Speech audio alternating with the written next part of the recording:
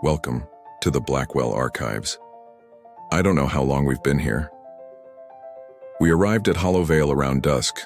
The village was empty, as if everyone had simply vanished.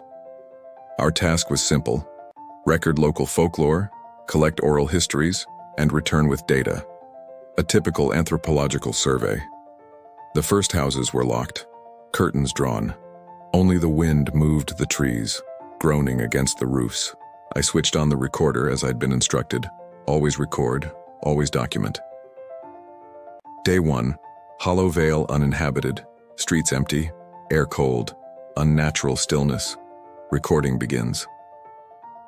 We walked through the main square. Rusted signs indicated shops long closed. Baker, tailor, apothecary. Everything coated in dust yet organized as if someone had tidied in the past hour. The others, Clark and Miriam, whispered nervously. "Doesn't feel right," Clark said. "It's just deserted. Could be anyone left," Miriam replied. I didn't answer. I knew better. The air carried a weight, like we had stepped into a paused world. By nightfall, we found the inn. Windows boarded, doors sealed with rusted locks. But inside, the main hall was clean, tables polished, a fire, long cold, had ashes still warm. Day 1 continued. Inn appears maintained. No footprints. Windows covered. Noted odd warmth near hearth. I left the recorder on a table and explored further. The corridors were silent. Behind one door, a child's room. Toys neatly arranged, a single chair overturned. I remember thinking, someone left in a hurry. Clark laughed nervously. Probably pranksters, right? I didn't laugh. That night, the recorder captured sounds I did not hear at the time.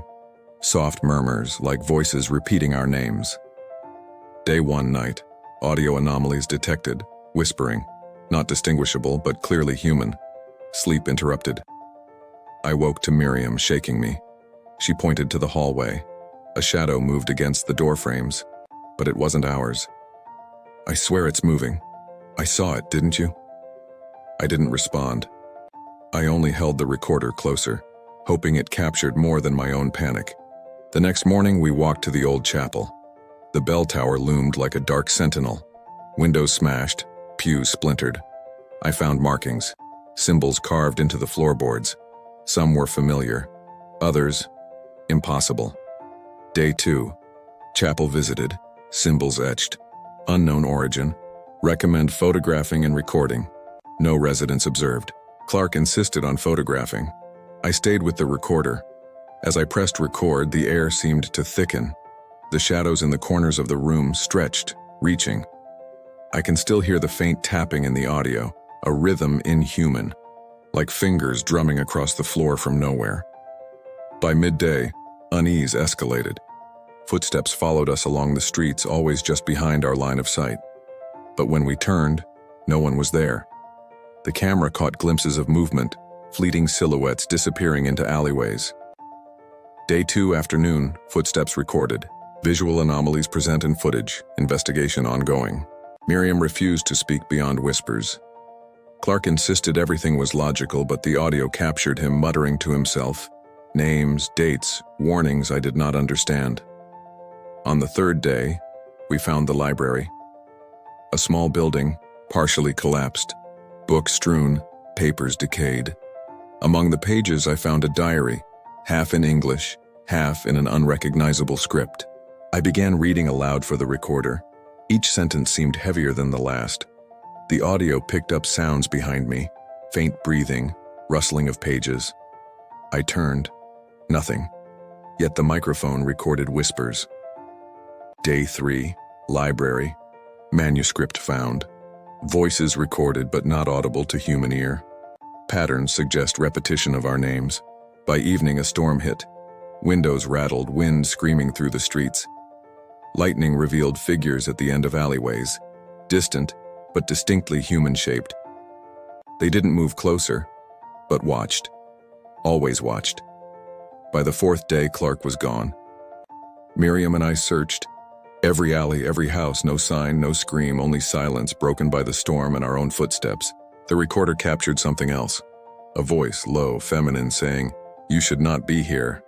I swear I hadn't heard it at the time. The microphone did. Day 4. Companion missing. Audio anomaly. Voice detected. Not human. No trace of resident.